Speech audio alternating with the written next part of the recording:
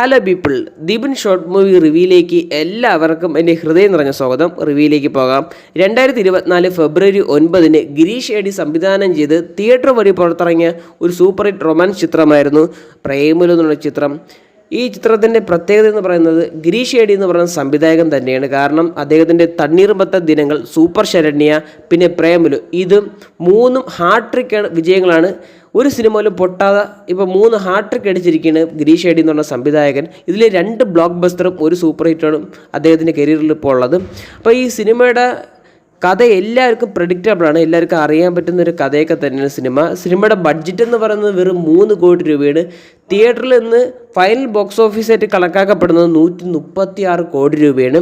എന്ന് വെച്ചാൽ മലയാള സിനിമയിൽ 4ാമത്തെ 100 കോടി എന്നുള്ള റെക്കോർഡ് ഇപ്പം നസ്ലിൻ്റെയും മമിതയുടെ കയ്യിലാണ്. കാരണം വെച്ചാൽ ഒരു 24 വയസ്സായ പയ്യനും ഒരു 23 വയസ്സായ ഒരു പെൺകുട്ടിയുടെ കരിയറിൽ നേടാൻ പറ്റുന്ന 2 നാഴികക്കല്ലായിട്ട് മാറിയിരിക്കുന്ന ഈ പ്രേമലു എന്ന് പറഞ്ഞ സിനിമ, അവരുടെ പെർഫോമൻസ് എല്ലാം ഗംഭീരമായിട്ടുണ്ടെന്ന് തന്നെ പറയേണ്ടിയിരിക്കുന്നു. പിന്നെ ഈ ആക്ടേഴ്സിനെ സപ്പോർട്ട് ചെയ്ത ഒരു സപ്പോർട്ട് ആക്ടറുണ്ട്, അമൽ ദേവിസ്. അവർ കിട്ടില്ലായിട്ട് വന്നിട്ടുണ്ട്, കിട്ടില്ല സംഭവം തന്നെ പറയേണ്ടിയിരിക്കുന്നു. പിന്നെ ഇതിൽ മാത്യു ഉണ്ട്. മാത്യുവിന് റോൾ കുറഞ്ഞ പോലും കുറച്ച് കുഴപ്പമില്ല, വലിയ കുഴപ്പമില്ല, പക്ഷേ നല്ല പെർഫോം ചെയ്യാൻ കഴിഞ്ഞിട്ടില്ല, അതിനുള്ള സ്പേസ് ഒന്നും കൊടുത്തിട്ടില്ല. പിന്നെ ഇതിൽ ആദ്യം എന്ന് പറയുന്ന ക്യാരക്ടറും ഗംഭീരമായിട്ട് വന്നിട്ടുണ്ടെന്ന് തന്നെ പറഞ്ഞിട്ടിരിക്കുന്നു. കാരണം വെച്ചാൽ ഈ നസ്ലിനും മമിതയും തമ്മിലുള്ള ഈ കെമിസ്ട്രി വർക്കൗട്ട് ആയാലും ഈ സിനിമ ഓടത്തുള്ളൂ. പക്ഷേ ഈ സിനിമയിൽ അവരുടെ മാക്സിമം കെമിസ്ട്രി ഈ ഗിരീഷ് ഏടി എന്ന് പറയുന്ന സംവിധായകൻ ക്യാമറയിലൂടെ അങ്ങ് എടുത്ത് വെച്ചിട്ടുണ്ടെന്ന് തന്നെ പറയേണ്ടിയിരിക്കുന്നു. കാരണം ആ ഓരോ എഴുതിയ വരികൾ എല്ലാം ഗംഭീരമായിട്ടുണ്ടെന്ന് തന്നെ പറയേണ്ടിയിരിക്കുന്നു. കാരണം ലാസ്റ്റ് ക്ലൈമാക്സ് ആയാലും തുറന്നു പറയണ പ്രണയം എല്ലാം കിട്ടിലോട്ട് എടുത്തിട്ടുണ്ട് ഗിരീഷ് ഏടി എന്നുള്ള സംവിധായകർ. കാരണം വെച്ചാൽ ലാസ്റ്റ് ക്ലൈമാക്സിൽ വേറൊരു ഇതുണ്ട്.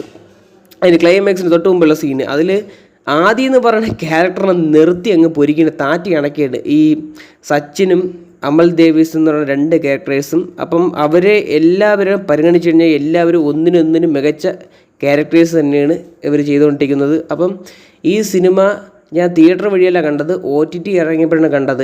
ഇതുവരെയ്ക്ക് ഈ സിനിമ കാണാത്തവരുണ്ടെങ്കിൽ ഇതൊരു മസ്റ്റ് വാച്ചബിൾ സിനിമ തന്നെയാണ്.